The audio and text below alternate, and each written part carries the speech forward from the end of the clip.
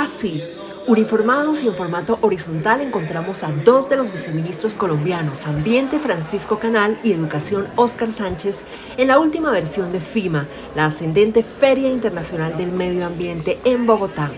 No es que estudiemos en el mismo colegio, ¿verdad?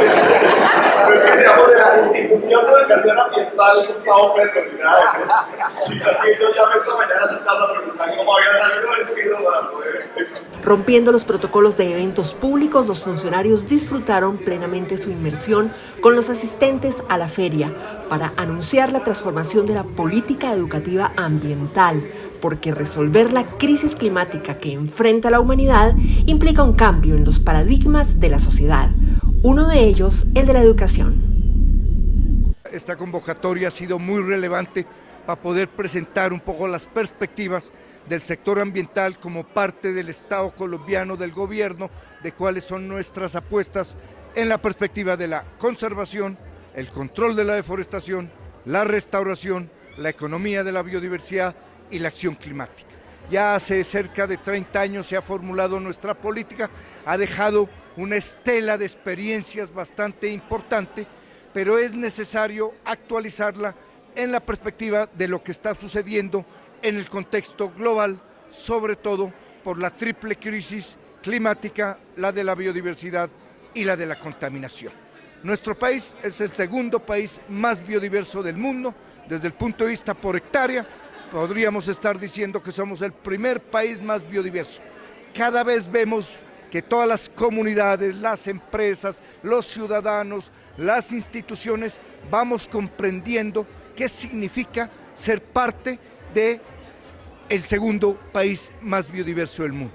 Bueno, la educación ambiental en Colombia florece bellamente en la medida en que hay docentes con mucho compromiso en el reconocimiento de sus territorios y sobre todo niños y niñas que han ganado conciencia y están educando a los adultos. Pero la matriz dominante económica sigue siendo adversa.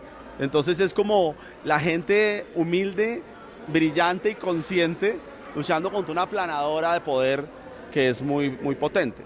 Estamos convencidos de que la responsabilidad de este gobierno es acompañar esas expresiones transformadoras para que se vaya generalizando un cambio cultural que ya no da espera. Sí. Resolver la crisis climática de la humanidad pasa por adaptar a las instituciones, los ciudadanos, el gobierno, en fin, a la sociedad, al estado de un planeta con naturaleza, recursos naturales y materias primas en déficit. Y eso lo comprenden ya algunos gobernantes del mundo, con Colombia como uno de los países vanguardistas. ¿Cuánto vale?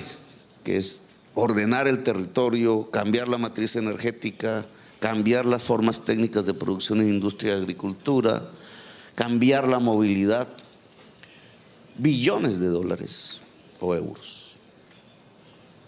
Y entonces, este es el debate.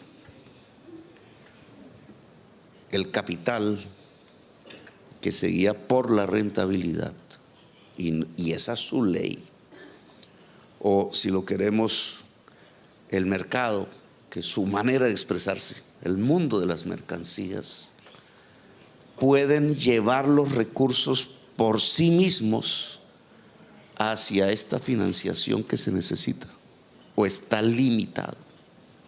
Y su límite, si no lo reconocemos, implica que el riesgo de extinción de la especie humana está sobre el tapete de la discusión política.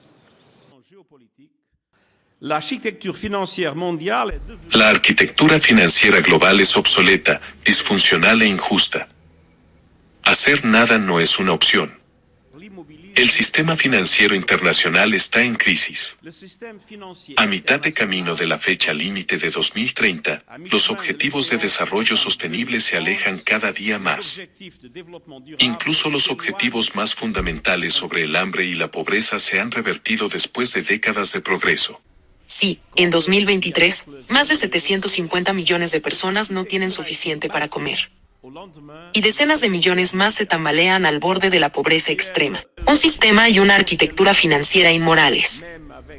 Il est clair Una arquitectura financiera que no representa el mundo actual corre el riesgo de conducir a su propia fragmentación en un mundo donde la geopolítica es en sí misma un factor de fragmentación. Muchos líderes enfrentan una elección agonizante: pagar su deuda o satisfacer las necesidades de sus poblaciones. Muchos países africanos ahora gastan más en el pago de la deuda que en atención médica, con terribles consecuencias para generaciones enteras. Hoy, 52 países están en default o peligrosamente cerca de ello. Esto incluye a la mayoría de los países menos adelantados, así como a la mayoría de los 50 países más vulnerables al cambio climático. Mientras que los países ricos podrían imprimir dinero para reactivar sus economías, los países en desarrollo no podrían hacer lo mismo y están lidiando con costos de endeudamiento exorbitantes, hasta 8 veces más altos que los países desarrollados. Muchos líderes enfrentan una elección agonizante: pagar su deuda o satisfacer las necesidades de sus poblaciones. ¿Cómo cambiar la educación por y para un medio ambiente de respeto y de preservación por la vida?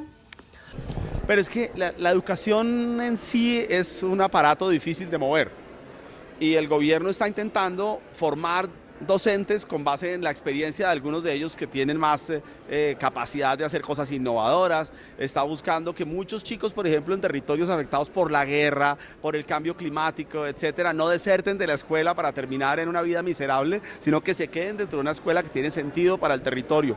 Pero es bien difícil, pues, porque las rutinas, las estructuras de poder, las limitaciones financieras hacen que las cosas vayan a ritmo de tortuga, mientras que el cambio climático viene a velocidad apabullante. No obstante, lo importante es que hay seres humanos comprometidos y eso genera esperanza, sí. Nos hace falta, mucho, porque nunca alcanza lo que realmente hemos hecho. Pero hay unos retos claves en el país, en el contexto global que estamos viviendo de cara a este tema de las metas de acción climática. Esto de la apuesta a disminuir el 51% de las emisiones de CO2 o adaptarnos al problema del cambio climático, tratando de ser menos vulnerables, ¿sí?, al tema hídrico, ya sea por exceso de agua o ya sea por defecto de agua. Eso implica recoger las experiencias que tanto las comunidades como nuestras corporaciones autónomas, nuestros institutos de investigación han desarrollado en concertación con quienes de una u otra forma están presentes en el territorio. Es importante hacer una gestión ambiental de abajo hacia arriba. Hasta el momento más ha habido una posición de hacer una gestión ambiental descendente, de arriba de las políticas globales hacia abajo. Ya es hora de hacer la gestión ambiental para encontrarnos con esas políticas globales, internacionales, nacionales, pero con la experiencia precisamente de quienes están junto al ecosistema, al páramo, a la quebrada, a la cuenca, etc. Creo que ese conocimiento y esa experiencia realmente van a nutrir lo que debe ser la actualización y la innovación de la política de educación ambiental en Colombia.